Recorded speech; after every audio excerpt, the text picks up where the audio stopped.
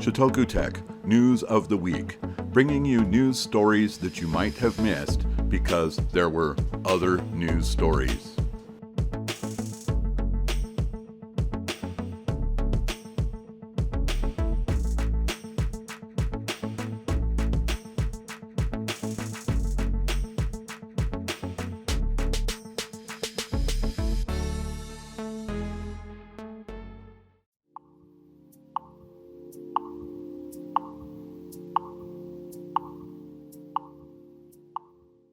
You're watching the Snot Dub, or ShotokuTech News of the Week if you like to use more letters.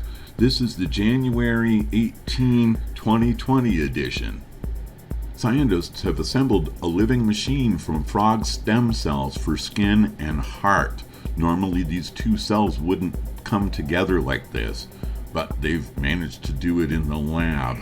It's a new form of life. These objects can do unusual feats, such as swimming across a petri dish, pushing microscopic objects to and fro, and even stitch themselves back together after being cut. They call it a new form of life. But this type of activity raises ethical questions. How do we protect humans against these other forms of artificial life, or perhaps vice versa?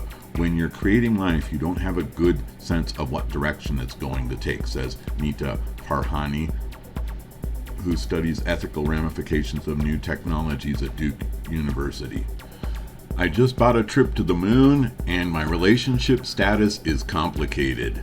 So the Japanese billionaire that's going to travel on the SpaceX starship around the moon is also looking for a female partner to go with him in sort of a Bachelor-like TV documentary. He wants to engage with a female partner for the trip.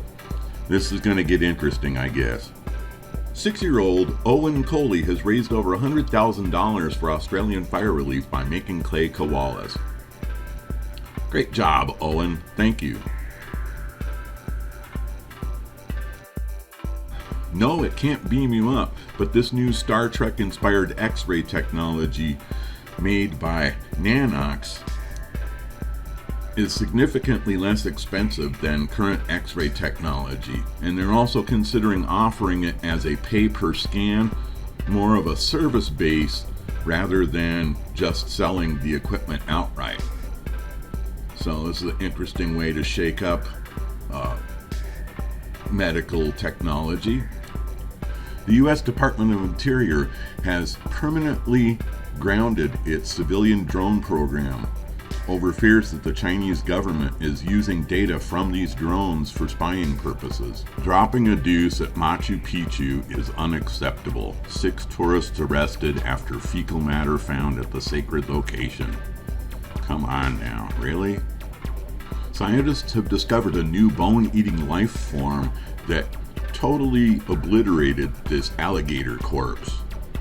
It's a small, fuzzy brown worm that managed to eat the whole alligator down to the bone and even eat some of the bone.